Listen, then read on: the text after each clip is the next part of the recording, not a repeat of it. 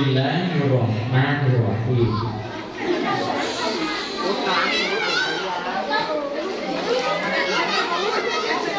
Yang ikhwan belum siap, yang perempuan, yang akhwat bilang astagfirullah, biar mereka jadi ingat. Yang ikhwan belum siap, masih ada geser-geser,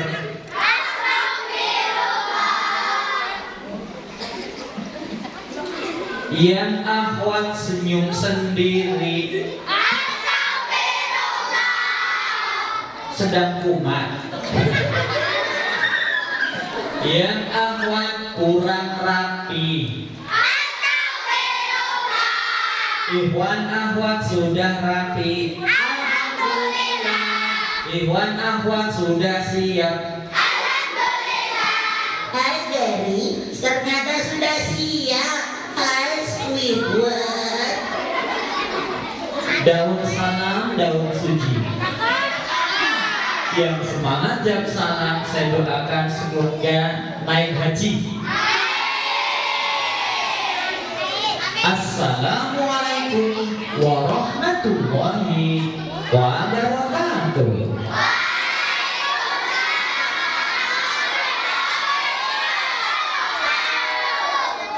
Salamnya bagus, salamnya kompak, pasti pahalanya banyak.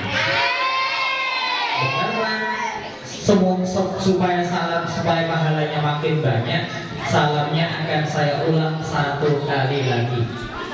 Dilihat ikhwan atau akhwat yang lebih semangat. Siap-siap.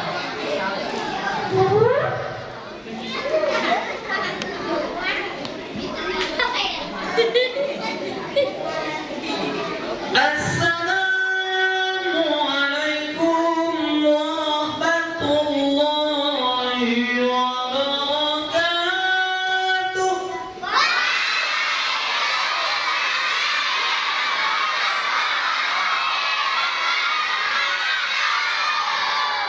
Yang laki nilainya hanya 96. Yang akhwat nilainya luar biasa, 81.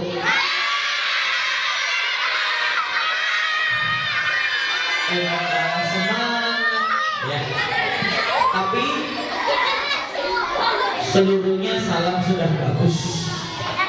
Karena sudah bagus, saya doakan semuanya punya masa depan yang bagus, rezeki yang bagus, dan mencapai cita-citanya. Amin ya robbal.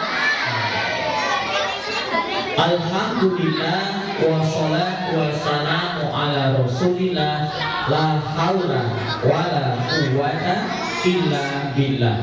Amma ba'du. Yang terhormat, Ibu Kepala Sekolah SDIT Alimah, yang saya hormati, kok malah almarhum Ustaz-ustazah yang hadir di ruangan ini, dan anak-anak yang saya cintai, kelak kalian menjadi orang-orang mulia. Amin. Alhamdulillah wassalatu wassalamu ala rasulillah, la haula wala quwwata illa billah. Anak-anak kabarnya baik? Sehat? Ustaz, mohon perkenan speakernya nggak dihadapkan ke arah timur saja. Sini agak kurang ya. Terima kasih. Sudah bagus. Sebentar. Selamat siang santri, apa kabar? Yang laki-laki lebih semangat. Selamat siang hebat, apa kabar? Selamat siang hebat, selamat siang pintar, selamat siang semua, apa kabar? Siapa nama Tuhanmu yang esa? Lupa lagi. Kalau menyebut nama Allah itu disebut nama Allah itu kerasa sampai di jantung. Idza dzukirallah wajilat qulubuhum, bergetar hatinya. Tapi jangan lebay. Itu namanya dangdut tahu. Ulangi, siapa nama Tuhanmu yang esa? Tuhan yang tak beranak dan tidak diperanakan. Hanya Allah loh, Tuhan yang gak beranak dan diperanakan. Lainnya ngakunya Tuhan, tapi beranak emang sapi. Siapa nama Tuhanmu yang esa? Siapa nama nabimu yang agung? Jujur ya, serius. Siapa yang penasaran pengen banget melihat Nabi Muhammad? Ya Allah, yang angkat tangan berikan mereka mimpi ketemu Nabi Muhammad. Di padang mahsyar tidak kepanasan mendapatkan minuman telaga Nabi Muhammad. Mendapatkan syafaat Nabi Muhammad. Dan jadi tetangganya Nabi Muhammad. Siapa nama nabimu yang agung? Nabi yang rendah hati, jujur dan bijaksana. Siapa nama nabimu yang agung? Maukah kau jadi anak yang soleh? Maukah kau jadi anak yang soleh? Hormati orang tua, sayang pada saudara. Maukah kau jadi anak yang soleh? Gak nyangka ya. Ini yang depan nih, dari penampilannya cocok jadi gubernur Jawa Tengah. Yang ini Masya Allah Kepala Staf Angkatan Darat. Yang ini Kapolri. Yang itu Rektor UGM. Ini guru besar psikologi. Nah ini badannya kelihatan juragan cilok kita nanti. Punya restoran, punya hotel, punya armada bis di mana.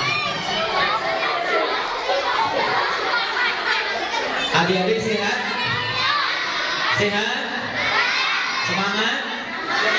Meskipun siang-siang kita mendengarkan tausiah tentang Maulid Nabi Muhammad SAW, topik obrolan kita mana topik? Ternyata topik masih hidup.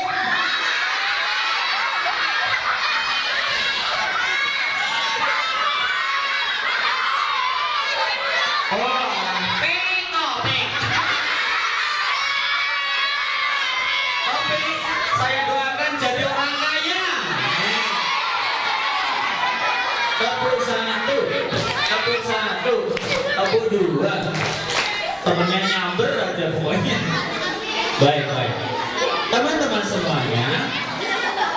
Apa sih hubungannya antara Maulid Nabi dengan meraih prestasi Nabi Muhammad? Ini hadiahmu. Ada satu keyakinan yang sangat kuat, namanya akidah. Keyakinan kita, keyakinan yang sangat kuat yang menjadi penentu kehidupan kita, namanya adalah akidah. Bahwa kita beriman kepada Nabi dan Rasul, manusia pilihan Allah untuk membimbing kita dengan ajaran Islam. Siapa tadi yang ingin ketemu Nabi Muhammad? Emang pernah lihat Nabi Muhammad? Siapa yang pernah ketemu Nabi Muhammad? Di mana? Apa? Pasar Wonokrio? Ngapain Nabi di sana? Jual cendol? Nabi Muhammad itu di YouTube, di video, di gambar tidak ada wajahnya kan? Kenapa? Kalau orang menggambar wajahnya nggak akan bisa. Kalau orang menggambar wajah Nabi Muhammad, khawatir Nabi Muhammad yang tampan keren itu bakal disembah Nabi Isa. dianggap Tuhan. Awalnya hanya nabi, tapi saking hormatnya, saking cintanya malah jadi Tuhan. Memang sih orangnya menakjubkan dengan mukjizat, maka tidak boleh Nabi Muhammad digambar. Yang jelas Nabi Muhammad digambar pun tidak akan sama kecakapannya. Nah, kalau makhluk ini jujur, kalau Kak Bimo ini cocok nggak jadi model? Sesuai namanya aja lah, sesuai namanya Bimo, artinya bibir mo. Bukan bibir monyong, bibir model. Ulangi, Bimo itu artinya bibir mo. Bibir monyet. Ya janganlah, yang jelas wajahnya aja terlanjur dipampang di sini. Ini Bimo artinya bibir model. Dari penampilan saya cocok nggak? Wangun tidak jadi model? Putih nggak? Ganteng? Handsome? Cute? Manis?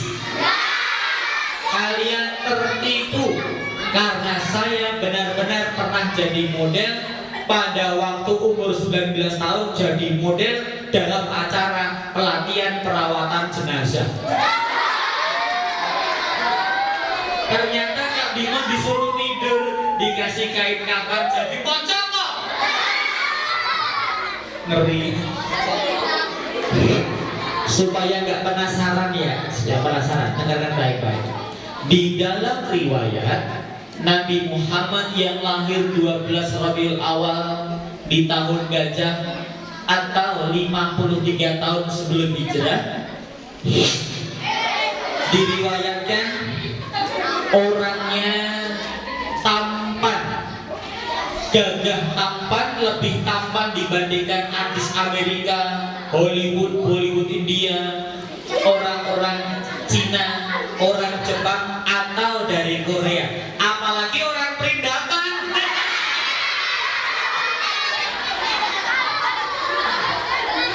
Wajah kita kan hitam mutlak tahu.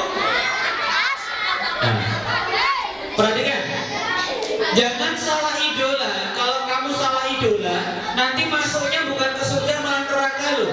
Karena sahabat Anas bin Malik sempat bahagia ketika ada orang Yahudi dan ada orang Badui menghadap Nabi.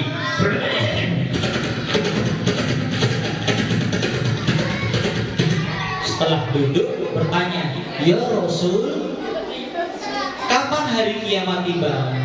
Nabi bertanya, "Apa yang telah kau siapkan untuk menjemputnya?" Orang itu bilang, "Aku mencintaimu."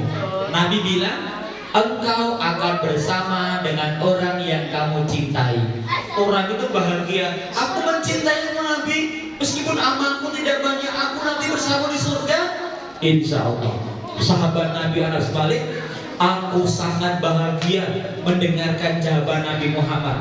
Kalau dibandingkan Abu Bakar, amalku, pengorbananku gak ada apa-apanya. Dibanding Umar, kalah jauh. Dibanding Utsman, aku kalah beramal soleh, amal ibadahnya, apalagi sedekah infaknya. Tapi karena aku mencintai Nabi Muhammad, nanti aku bersama Nabi Muhammad di surga." Siapa yang ingin masuk surga?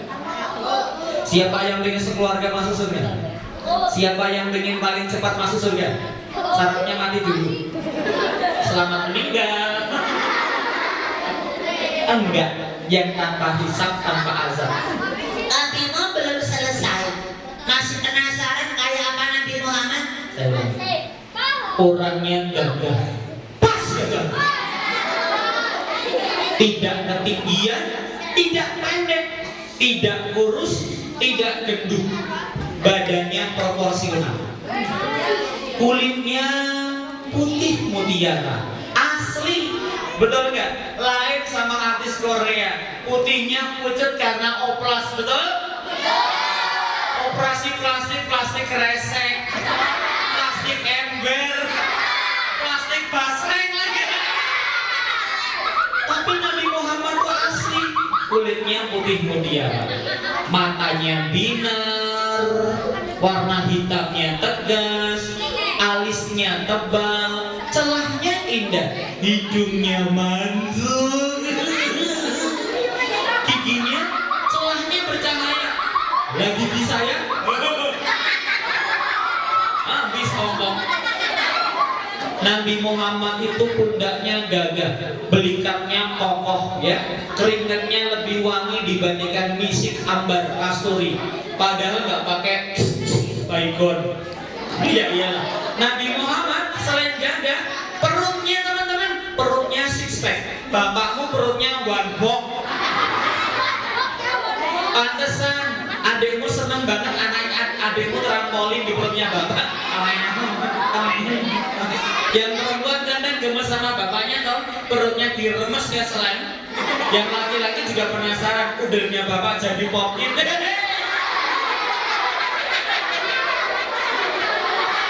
Hei, jangan ketawain. Ayahmu itu adalah pintu tengahnya surga. Ibumu adalah al-jannatu tahta aqdamil ummahat.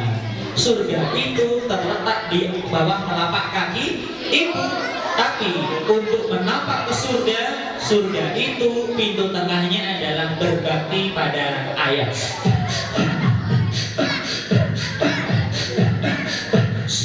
Sini nak, kau berbakti pada orang tuamu, masuklah ke surga. Terima kasih malaikat.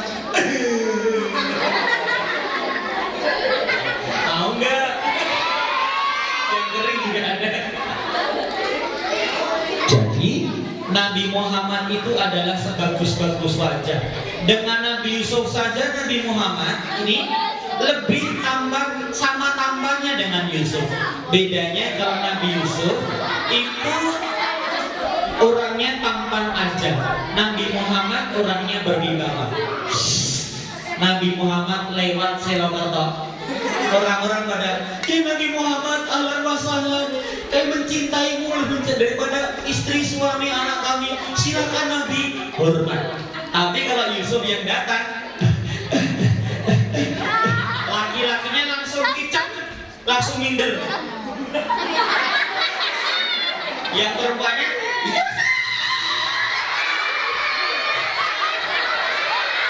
itu kalau Yusuf. Kalau Nabi Muhammad pada hormat karena Nabi Muhammad orangnya berkarisma, mulia, berwibawa. Tepuk satu, tepuk satu, tepuk dua, tepuk dua. Kenapa Nabi Muhammad menjadi teladan akhlak bagi kita semua? Karena Nabi Muhammad sudah dipilihkan Allah sebagai teladan. Nabi Muhammad akhlaknya mulia. Innaka la'ala fi khuluqin adzim. Akhlaknya agung.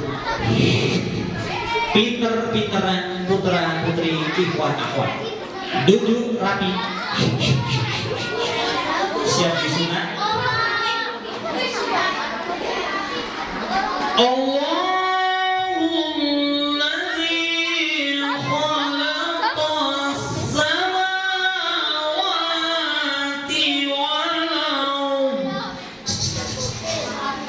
Allah itu Al-Khaliq Maha Pencipta. Jawab, pinter mana putra putri? Ada benda hidup, ada benda mati. Bagus yang mana? Laki-laki kalah cekatan, menang perempuan. Benda hidup ada dua, yang tidak berakal dan yang berakal. Bagus yang mana? Masih semangat yang perempuan. Dua kali. Yang berakal ada dua, yang Islam dan yang kafir. Bagaimana? Lebih cepat laki-laki, muncrat lagi.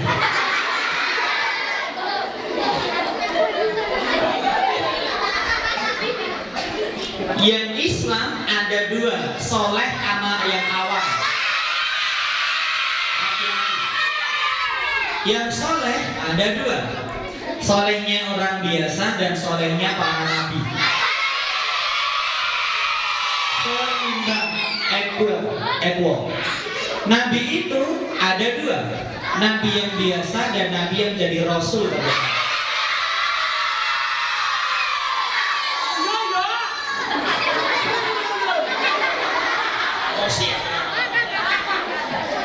Bingung salat berjamaah.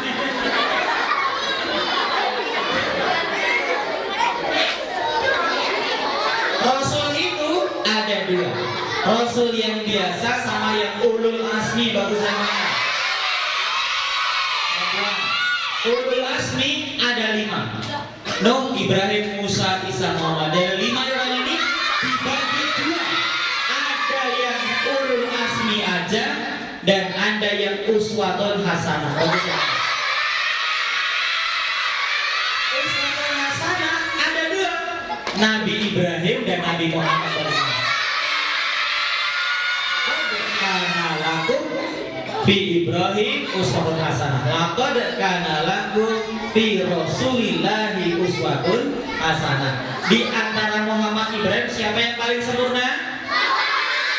Siapa yang lebih tampan? Siapa yang paling banyak pengikutnya? Siapa yang dapat hak syafaat? Siapa yang duluan masuk surga?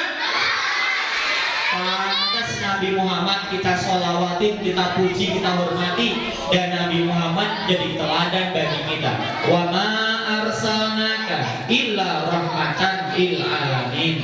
Nabi Muhammad yang akhlak kepada diri sendirinya bagus, akhlak pada ayah bundanya bagus, meskipun sudah meninggal, dengan manusia, dengan binatang, dengan alam semesta, bahkan dengan jin, akhlaknya bagus. Apalagi akhlaknya kepada Allah Subhanahu wa Ta'ala, melaksanakan hak-hak Allah, disembah tanpa disebutkan sedikit pun juga.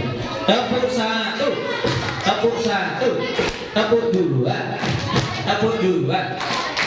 Sekarang bagaimana Nabi mengajari kita jadi orang sukses, memiliki aspirasi prestasi yang tinggi? Nabi Muhammad kasih cara, kasih nasihat.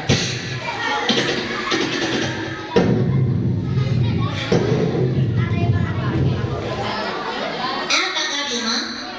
Tahu nggak caranya mencapai sukses? Siapa yang pengen jadi orang sukses? Orang kaya, orang hebat, orang pintar, orang gila, orang... Mas, Rosyid, kau pengen jadi orang hebat sih?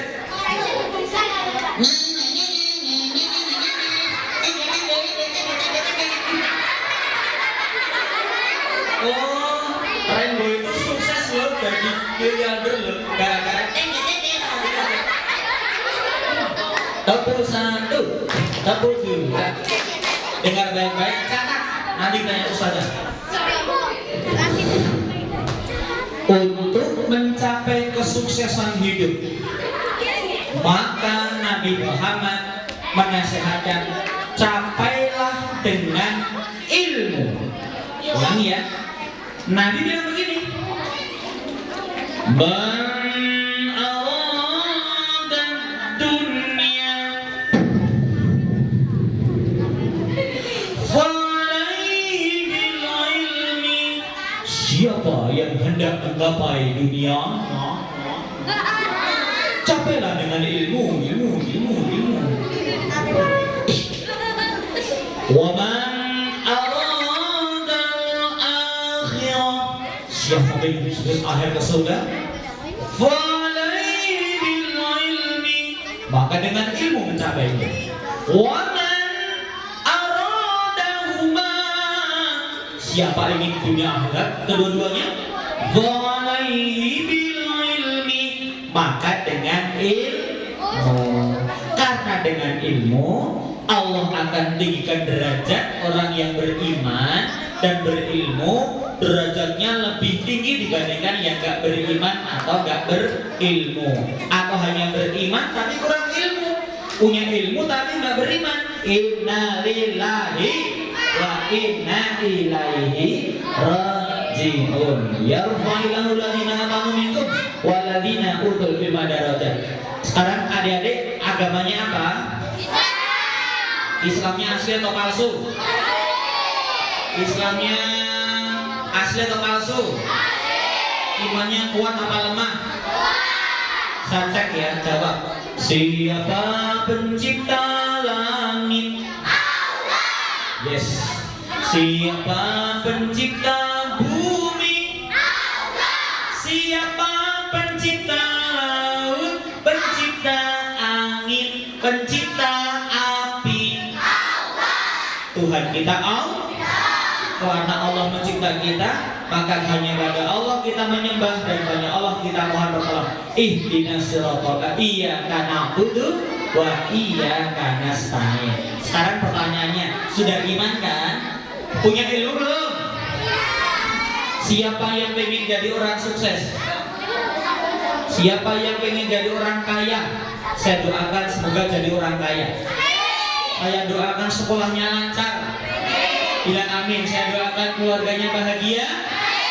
Saya doakan ayahnya rezekinya lancar. Saya doakan ibunya nggak suka marah-marah lagi. Loh, emang kamu suka diomelin? Kenapa kira-kira? Nggak tahu. Jawab dengan jujur. Jangan-jangan kamu malas mandi ya? Jangan-jangan bangunnya kesiangan terus? Susah makan? Main terus? Jajan terus? Jangan-jangan sama adik kakak nggak akur? Jangan-jangan HP terus?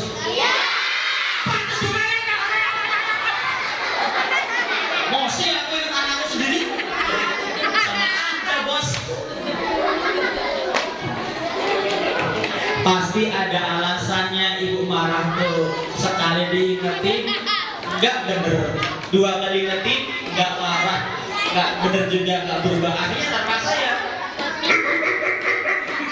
dimarahin kok. Kok malah menyala? Enggak parah dengan caranya. Tepuk satu, tepuk dua. Apa maknanya derajat yang tinggi? Menjadi orang bermanfaat. Apa contohnya? Hei Suneo, ada si Suda. Masih ingat gak? Ketika Isra Mi'raj, ternyata Nabi Muhammad ketemu orang-orang beken, orang-orang top yang ilmu mereka tuh tinggi-tinggi banget, menentukan kemajuan dunia. Siapa aja Kak Bimo? Duduk yang rapi, suara disimpan, tulis kalau perlu. Orang lain gak nulis, kamu nulis.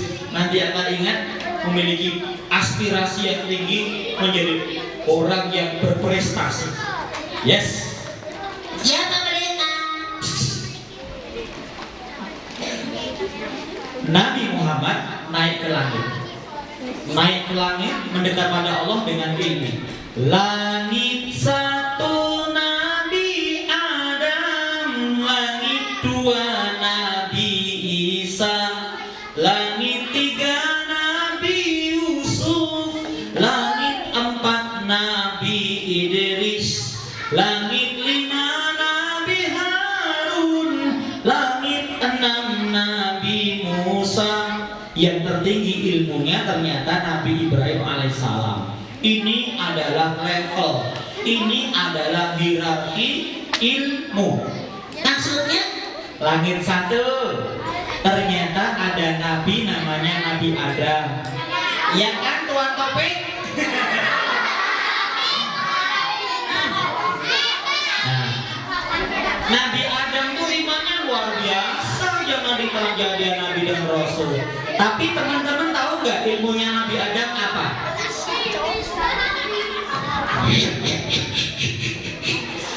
Nabi Adam adalah ahli jiwa, ahli menasihati orang lain, ahli memotivasi orang beramal soleh. Nah, kalau sekarang nih, contohnya apa? Siapa yang ingin jadi psikolog? Siapa yang punya teman pandai menasehati kawannya? Siapa yang punya teman orangnya enak diajak curhat? Siapa namanya? Berarti orang ini pinter, bermanfaat, besok bisa jadi psikolog. Ini sekali ketemu orang-orang ngobrol sama dia 1 jam, bayarnya berapa? 1.500.000 rupiah. Kalau yang pinter banget, orang datang pejabat, aku mau konsultasi Pak, silakan duduk, saya punya masalah begini. Terus lalu kemudian dikasih nasihat. Berapa biayanya? Biaya profesinya 1 jam konsultasi 10 juta rupiah. Bahkan kalau dia motivator sekali tampil 250 juta rupiah. Karena ilmunya namanya ilmu jiwa. Siapa yang pengen jadi psikolog? Ahli psikologi industri, psikologi klinis gimana? Siapa yang pengen jadi motivator? Siapa yang pengen jadi guru BP? Itu ilmunya. Ya, ini Nabi Adam penting loh. Teman-teman, sekarang ini banyak orang stres nggak sih? Banyak orang baperan nggak toh? Banyak orang bucin nggak? Itu penyakit, maka diobati. Penyakit jiwa bukan dokter, tapi namanya psikolog. Nabi Adam menyadarkan manusia. Min aina, dari mana berasal? Fi aina, di mana kita berada? Wa ila aina, mau kemana kita pulang? Tepuk 1, tepuk 2, tepuk 2. Nabi Muhammad belajar pada Adam. Langit 2. Masih ingat siapa namanya? Bisa. Siapa? Selain Nabi dan Rasul, Isa itu ternyata tabib, ternyata dokter, orang buta. Bisa melihat orang yang tuli. Ada suara, ada suara. Kamu ngentut ya? Ada suara. Itu suara burung ya? Itu manusia. Yang tuli bisa mendengar. Yang lumpuh, aku jalan. Terima kasih Nabi Isa. Aku bisa jalan. Awas lari. Tidak, ketabrak. Jadi lari. Karena Nabi Isa ahli kedokteran. Siapa yang pengen jadi dokter? Jadi ahli obat apoteker. Ilmunya Isa. Siapa yang pengen punya rumah sakit sendiri? Siapa yang pengen punya apotek? Siapa yang pengen jadi ahli bedah? Siapa yang pengen jadi dokter anak? Dokter hewan? Dokter setan? Nanti malam kamu nyontek tuyul ya?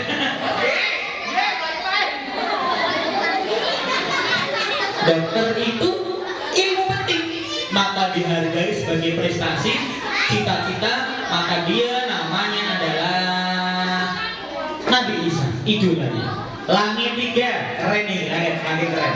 Langit 3 ada yang namanya Nabi Yusuf, teman-teman. Nabi Yusuf ternyata yang ahwat pada nulis, berarti menyimpan ilmu dengan baik. Yang ahwat pada nulis, alhamdulillah. Yang ikhwan ngobrol sendiri, yang ikhwan goyang gojek terus, yang ahwat sudah rapi, yang ini malah tidur. Nanti yang tidur kita doakan semoga husnul khotimah ya. Tepuk 1, tepuk 2. Yang laki-laki silakan duduk di antara 2 sudut. Pemuda pindahan. Tepuk 1, tepuk 2, tepuk 2. Nabi Yusuf itu ahli ekonomi, ahli keuangan, orang kaya. Serius, siapa yang pengen jadi orang kaya? Siapa yang pengen punya bank Islam? Siapa yang pengen jadi konglomerat Muslim? Siapa yang pengen jadi menteri keuangan? Itu ilmunya Nabi Yusuf, menyelamatkan Mesir dari kelaparan kekeringan. Penting loh ahli keuangan. Langit 4, namanya Nabi Idris. Siapa Nabi Idris? Sebentar. Aku jadi mic yo, biar keras banget yuk. Yang ikhwan ada yang ngomel. Kamu ikhwan apa mama sih? Nabi Yusuf terkenal nabi yang paling tampan. Kira-kira dalam imajinasi kalian,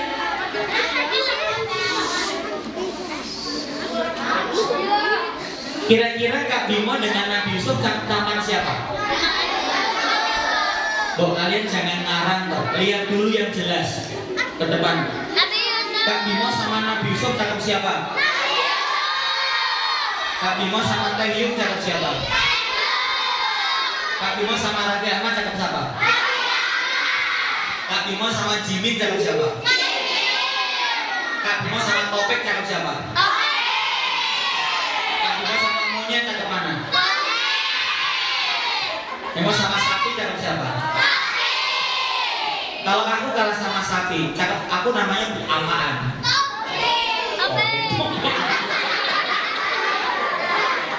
Pokoknya hari lakon kita orang baik kita namanya Topik. Tepuk tangan buat Topik.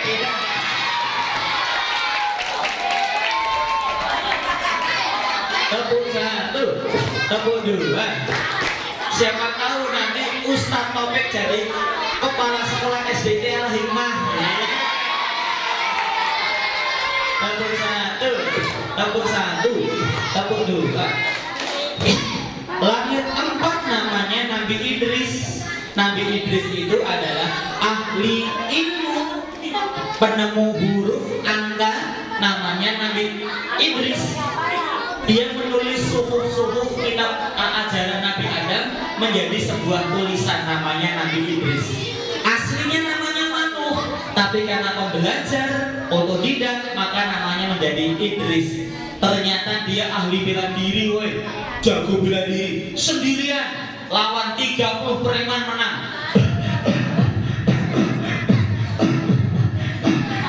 Pakai pedang, spatula. Premannya bawa wajan. Premannya ternyata badannya gede-gede, penuh tato.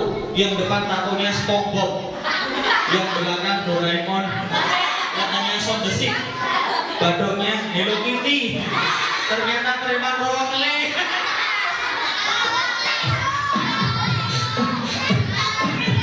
Sendiri lawan 30 preman banding mobil.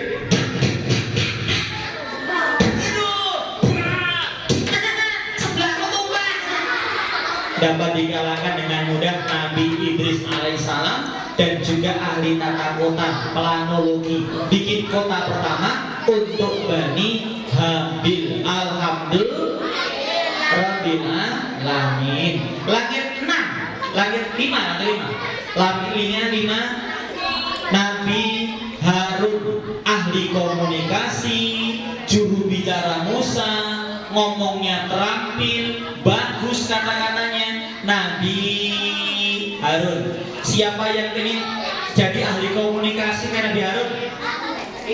Siapa yang ingin jadi content creator? Pengen jadi YouTuber? Jadi influencer? Siapa yang ingin jadi selebgram? Selebtok? Seleb FB? Bilang amin, saya doakan yang pandai bikin kontennya viral, adsense-nya banyak, duitnya mengalir terus, bisa buat umroh dan haji. Takbir. Langit 6 lebih tinggi lagi, namanya ilmu kepemimpinan. Siapa itu? Nabi Musa alaihissalam yang menyelamatkan pas Bani Israel. Musa di depan kita Firaun, di belakang kita Omera, di belakang kita Firaun, kita makan di pantai. Kakek-kakek, nenek-nenek, bocil, kita bakal dibunuh Musa. Tenang, Allah bersama kita. Tenang pilih, kita bakal dibunuh Musa, selamatkan kami. Fir'aunnya di belakang, Fir'auna lil autar, pemilik tentara yang sangat banyak, jutaan.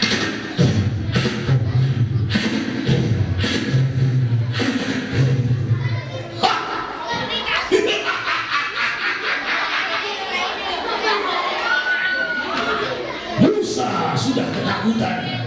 Bani Israel 600.000 orang akan kita tumpahkan. Laut Merah akan semakin merah dengan darah mereka. Panglima, majulah. Ya. Panglimanya Fir'aun keluar. Orangnya udah keluar bikin branding ketakutan. Tingginya kira-kira 5 meter. Tolong ya, jangan sepelekan orang ini. Kalau sudah ngomong mereka, please, tutup telinga. Suaranya keras. Panglimanya membawa pedang. Dia berteriak keras ketik. Pasukan maju. Ya bengkok. Perian ulang lunak. Baru keluar presto ya. Kami menerangkan LGBT menjijikan banget ya. Maju. Pasukan berkuda mengejar. Yang bisa bunuh Musa, hadiah besar. Kereta perangnya Fir'aun digelar. Tapi Musa sudah sampai seberang. Ia dengan tenang memukulkan tongkatnya kembali. Panglima Fir'aun pucat pasi wajahnya. Tuhan, Kenapa? bahaya. Kenapa kau pucat? Lihat, air yang kiri ke kanan, Terus? yang kanan ke kiri. Terus? Airnya ketemu. Terus? Salim. Air yang saling jengkel dia. Kita tenggelam. Wah, Tenggelam. kita bakal tenggelam. Iya. Wah, Ada silang tiba. akhirnya Fir'aun dan pengikutnya hancur binasa. Kesabaran seorang pemimpin ini penting. Kemampuan ilmu yang namanya leadership, kepemimpinan dimiliki oleh Nabi Musa alaihissalam. Nabi Muhammad belajar ilmu jiwa, belajar ilmu kesehatan, ilmu keuangan, ilmu mengajar komunikasi, kemudian jadi ilmu sosial kemasyarakatan, yang terakhir yang kemudian ilmu kepemimpinan. Tapi ternyata 6 ilmu ini masih kalah dengan ilmu yang tertinggi. Ilmu apa itu? Ilmunya adalah Nabi Ibrahim alaihissalam. Yang tertinggi adalah ilmu tauhid. Ilmu tauhid tentang iman kepada Allah, kepada malaikat, kepada kitab-kitab, kepada para nabi, adanya hari kiamat, ketentuan baik buruk dari Allah Subhanahu wa taala. Jadi psikolog keren, jadi ahli keuangan bagus, ahli ekonomi bermanfaat, ahli politik cakep, jadi ahli jiwa bagus. Tapi seandainya tidak ada ilmu agama, ilmu Nabi Ibrahim yang pewarisnya adalah para ulama, alim ulama kiai, para ustadz, maka semua ilmu ini menjadi sia-sia. Saya mau tanya, siapa yang ingin jadi dokter yang beriman hafal Quran? Itu baru cendekian muslim. Siapa yang ingin jadi ketua MPR DPR yang hafal Quran, beriman pada Allah? Siapa yang ingin jadi polisi, tentara, jenderal? Siapa yang ingin dosen, guru, profesor, rektor, menteri pendidikan? Semuanya kita punya impian menjadi orang hebat, dan sekali hati kita penuh dengan keimanan. Tepuk satu, tepuk dua. Iman pada siapa? Duduk rapi. Allah pengasih penyayang, padamu ku mohon pertolongan. Ini nanti pemegang sabuk emas MMA UFC ke-239. Tunjukkan arah jalan, pasti jalannya nikmatmu, bukan kesesatan. Ini tetap jadi dokter jiwa ya. Pasiennya orang stres, orang gila, termasuk kamu. Syukur kawan dia. Tepuk satu, tepuk dua, tepuk dua. Saya akan ceritakan, selain kisah Nabi Muhammad yang mulia, Isra Mi'raj belajar kepada 7 nabi dengan ilmu-ilmu yang berbeda. Kak Bimo mau cerita dikit boleh? Sebagai penutup ceramah Kak Bimo. Tepuk satu, tepuk dua. Tolong ditulis huruf angkanya, tanggal-tanggalnya. Nanti akan saya tunjuk orang yang menyebutkan, yang tidak konsentrasi perhatian Pasti nggak bisa jawab. Nanti akan malu dengan kawan-kawannya.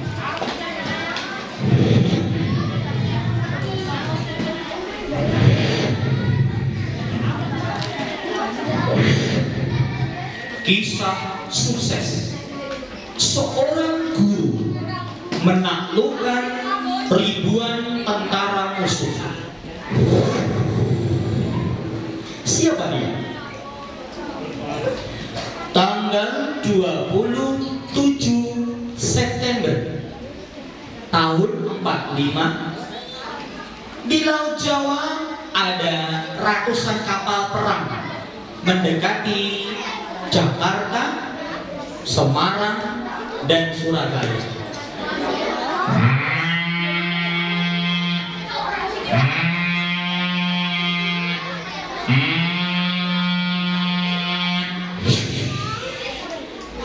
Letnan, kemarilah.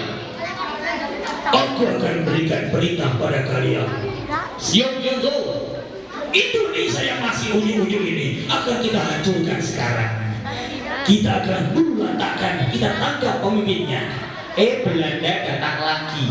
Baru 40 hari kita merdeka, Belanda datang lagi nyerang kita. Lawan gak nih? Berani gak kalian? Gak takut? Gak kabur? Takbir? Siapkan tank, meriam, mitrailleur, mortir, panser, dan pasukan ketik gagah berani.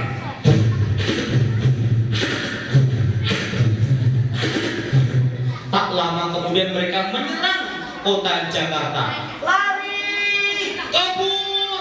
Bahaya! Lari nak!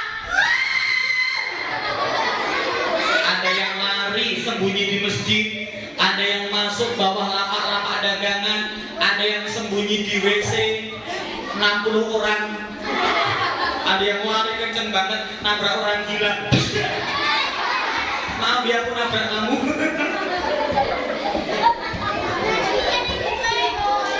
Kota Jakarta menjadi kacau, ibu kota menjadi lumpuh. Presidennya harus pindah ke ibu kota kedua. Kita punya 4 ibu kota ya teman-teman semuanya. Tepuk 1, tepuk 2, rapi, duduk, konsentrasi. Pada tanggal 1 Januari 46, Menteri Pertahanan yang namanya Sri Sultan kirim surat ke Jakarta. Sudahlah Pak Presiden, Jakarta sudah kalah kan? Yuk pindah aja ibu kotanya ke Jogja, kami yang akan tanggung jawab. Tanggal 2 Januari 46, Bung Karno, Bung Hatta dan Menteri naik kereta api lewat Gombong, namanya kereta api luar biasa. Kereta api itu hitam, kalau ditarik sirinenya langsung nyemprotkan asap, masinisnya wajahnya gosong kayak saya ya kan, wajahnya pede, peteng dedet gelap gulita.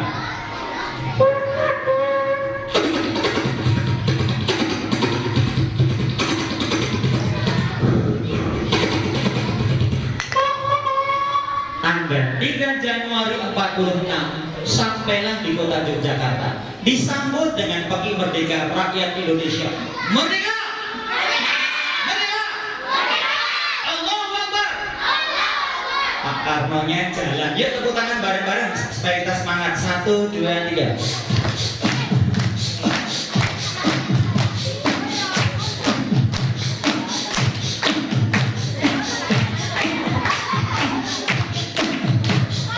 Tepuk tangannya nggak asik, tepuk tangan sambil teriak. Ya 1, 2, 3.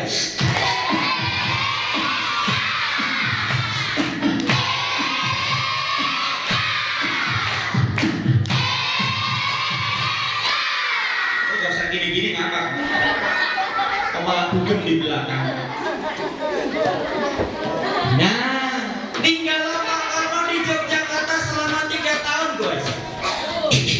Tapi bencana tidak dapat ditolak karena pada tanggal 19 Desember 48 Belanda datang lagi. 19 Desember 48 Belanda datang lagi pagi subuh.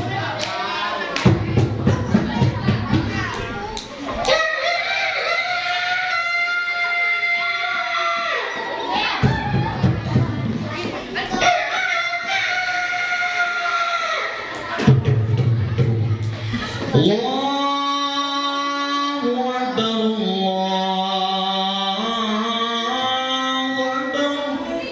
Allahu Akbar, Allahu Akbar, Allahu Akbar, Allahu Akbar. Azan yang selatan paling istimewa. Allahu Akbar, Allahu Akbar. Allahu Akbar, Allahu Akbar. Sing ngandang sapa? Mbahne Topik.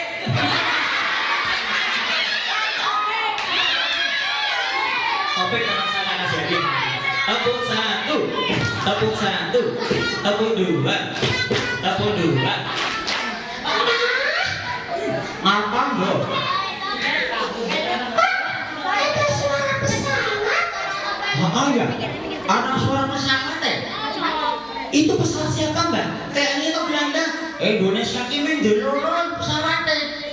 Saka Aceh Sumbangannya siapa ya mbak? Gak tahu, tak delok ini sih.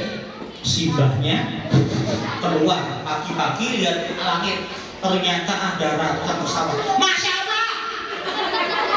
Ya ampun, pripun mbak? Pesawatnya londo. Kok tahu pesawatnya londo lipstick?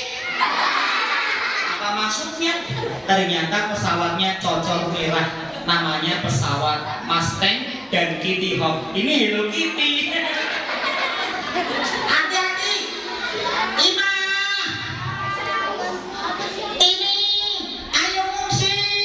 Kota Yogyakarta kemudian menjadi kacau balau. Kenapa? Karena muncul tentara dari Inggris dan Belanda.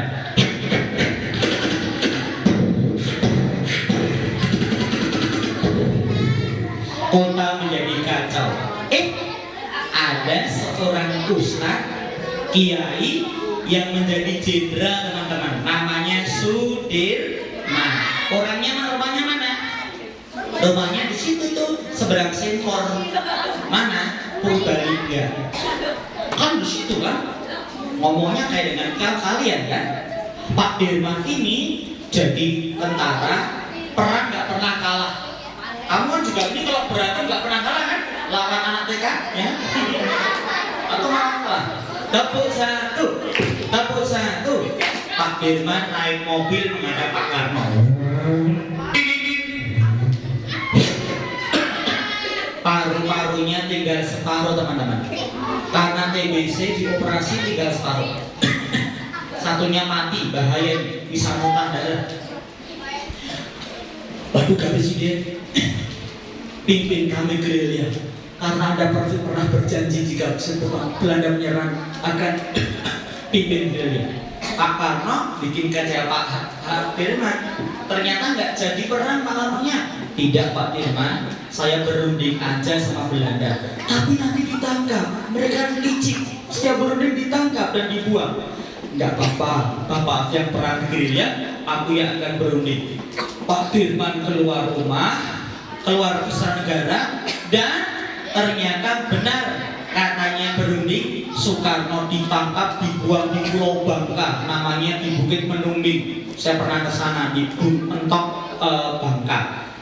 Pak Hatta juga dibuang, ada yang ke Manado, dibuang di kapal disiksa di Makassar, ada yang di Bali, di banyak tempat semuanya. Pak Dirman nggak punya duit teman-teman. Akhirnya istrinya melepaskan antingnya, kalungnya, gelang-nya, uang pribadi. Tolong Pak Dokter berikan Pak Dirman untuk biaya perang ya. Terima kasih Pak Dirman. Ini perang Indonesia tapi di biaya Anda sendiri. Gak apa-apa Pak, kita harus berkorban untuk nusa bangsa kita. Ini jihad loh Pak. Uangnya buat bekal perang Pak Dirman. Gak sembarangan. Dari ibu kota Jogja kan diserang Belanda, maka ibu kotanya pindah ke Bukit Tinggi. Sumatera Barat. Nah kemudian Pak Dirman jalan kaki, tinggalkan mobil dari Jogja menuju ke Bantul Selatan dekat pantai. Nggak aspal jalannya, hutan, jurang, jeram, terjal dia lalui. Batunya pun batu kapur yang tajam, kesenggol bisa luka. Tapi Pak Dirman jalan dan kemudian ditandu.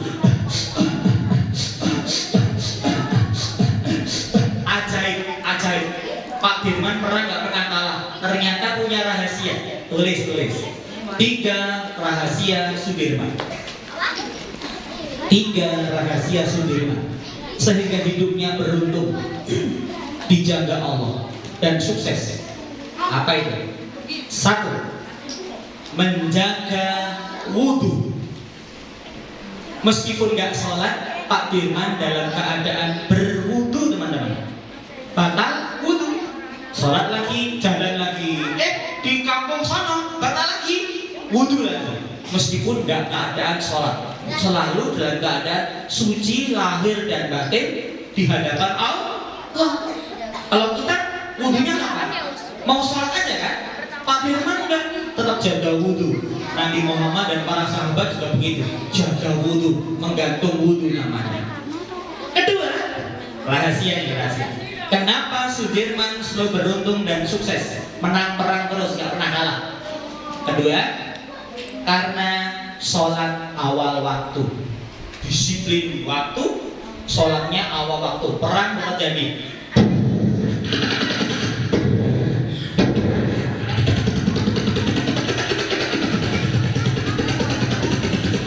Pak Dirman perang, habis sholat Allahu Akbar, dengan duduk Allahu Akbar.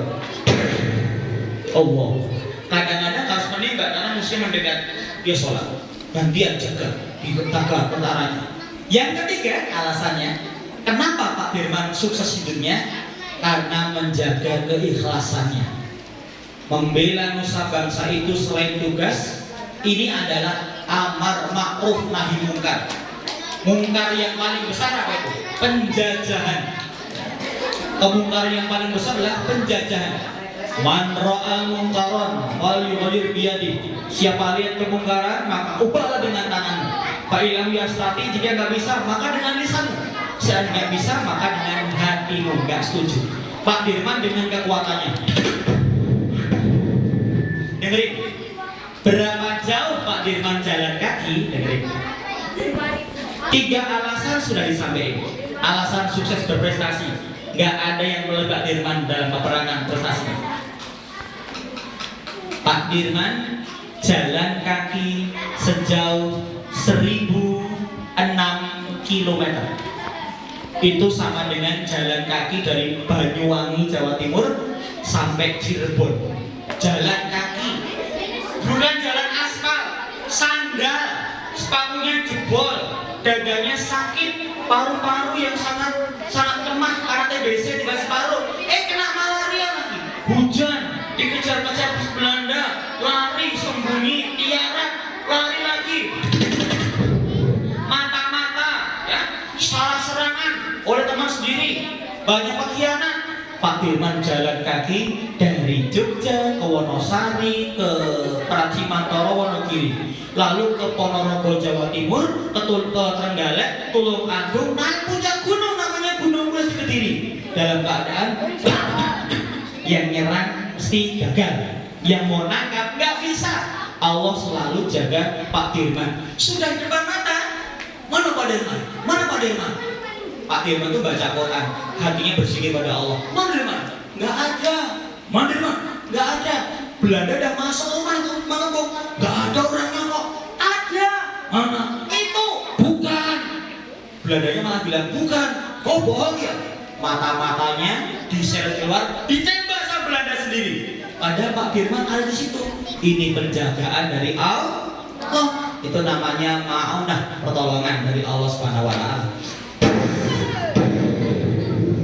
Hingga tiba waktunya peperangan terjadi. Menteri Pertahanan panggil Pak Dirman. Pak Dirman, turun yuk sini, pulang ke Jogja. Kita serang bareng-bareng yuk orang Belanda. ini PBB mau sidang loh. Hah? Biar mereka sidang menyaksikan Indonesia masih ada meskipun presiden ditangkap, rakyatnya kalah, tentara belum kalah, berarti masih ada. Pak Dirman kemudian turun dari Gunung Wilis, turun ke Nganjuk, turun ke Banyuwangi, Madiun, turun ke Ponorogo, turun ke naik gunung lagi, Gunung Lawu, turun ke Karanganyar, Tawangmangu, turun ke Solo, turun ke Klaten, turun ke Jogja, hingga suatu pagi. Sudah 5 bulan kita mengejar Sudirman, tapi tidak ada juga. Kemana mereka? Kabarnya di Jawa Timur, padahal sudah di Jogja. Mereka nggak bisa nangkap masuk kota Jogja tanpa ketahuan. Kabar mata-mata mengatakan ekstremis tentara itu akan menyerang kita. Kita ladeni, kita habisi. Siap jenderal. Mari kita siap-siap. Mabok mereka.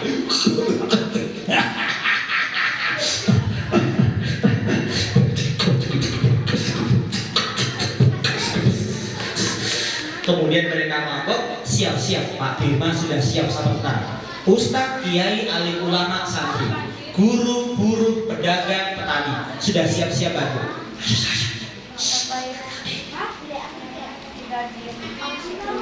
Ada yang membawa sling, pedang, teng, pedang sakti, langsung copot. Ada yang membawa apa namanya? Nancep gerobak mie ayam, latihan sembrono. Ada yang menggunakan apa namanya?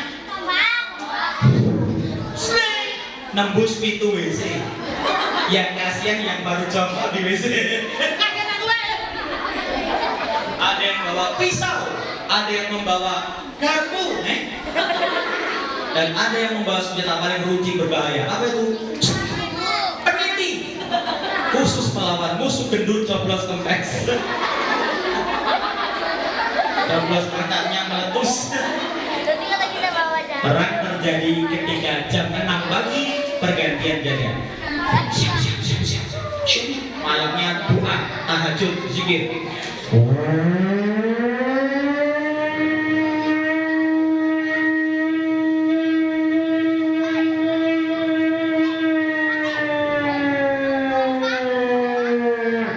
Ayo kita bebas, kita gak dijaga. Orang Belandanya mau gantian jaga, senang dan ngantuk kan. Tiba-tiba ada suara serang, maju, serbu, Allahu Akbar. Hah? Mereka menyerang. Apa ini? Seperti banjir bah menyerang kita. Benteng kita mau tenggelamkan orang-orang Irlander ini. serang. Kan semangat pusatnya, Allahu Akbar, Allahu Akbar, Allahu Akbar. Belandanya juga terpaksa semangat, kan kita bilang Allahu Akbar, mereka teriak ole ole ole ole ole Allahu Akbar. Terpesona aku, terpesona memandang gigiku yang ombong.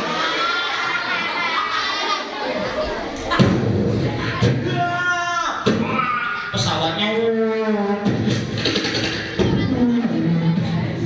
hancur meletus.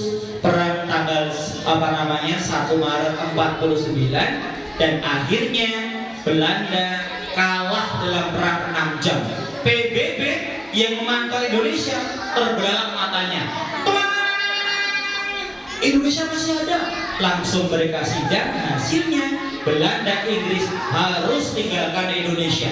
Hanya melawan jenderal yang separuh tinggal separuh, kurus kering, umurnya hanya 29 tahun, kalah jenderal Belanda. Yang menang perang lawan Belanda, menang perang Sekutu Dunia, kalah sama Dirman yang jaga wudunya, jaga sholatnya, jaga hati keikhlasannya. Kenapa? Yang main-main. Di belakang orang yang berilmu tadi, ilmu militer, ada orang yang beriman, yang Allah angkat derajatnya. Orang beriman, berilmu, gak mungkin kalah sama orang-orang yang gak beriman meskipun mereka berilmu. Siapa? Para penjajah Belanda. Tepuk 1, tepuk 1, tepuk 2, tepuk 2. Boleh jadi apa saja, tapi faktor keberuntungannya adalah ketaatan kita, ketakwaan kita kepada Allah. Bilang amin. Saya doakan tercapai semua cita-citanya, berprestasi di sekolah, di masyarakat, di perusahaan, bangsa negara, dan prestasi tingkat dunia. Amin ya Rabbal. Yang ingin berprestasi, membanggakan Gombong, Kebumen, Jawa Tengah, Indonesia, dunia, takbir. Yang ingin berprestasi, membahagiakan, membanggakan, mensurgakan orang tuanya, takbir. Yang ingin berprestasi, tercapai cita-cita dan jadi penghafal Al-Quran, takbir. Yang ingin berprestasi dan memiliki pedulian pada orang miskin, fakir miskin, anak yatim dan Palestina, takbir. Tepuk satu, tepuk dua, letakkan tangan di dada. Tirukan suara saya. Akhwatnya lebih semangat. Aku harus sehat. Aku harus pintar. Aku harus juara. Aku harus surga. Aku anti malas. Aku anti ragu. Aku anti mengeluh. Aku anti rusuh. Aku anti pacaran. Aku anti narkoba. Takbir.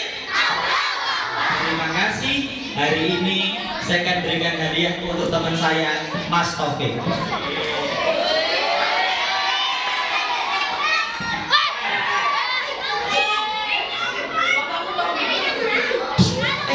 Itu nama ayah? Innalillahi, nggak tahu tadi ya. Kok namanya Faisal, ayahnya Pak Taufik. Bapakmu nanti masuk surga, amin. Masuk namanya, amin. Terima kasih. Salah kurang lebih mohon dimaafkan. Assalamualaikum warahmatullahi wabarakatuh. Waalaikumsalam warahmatullahi wabarakatuh.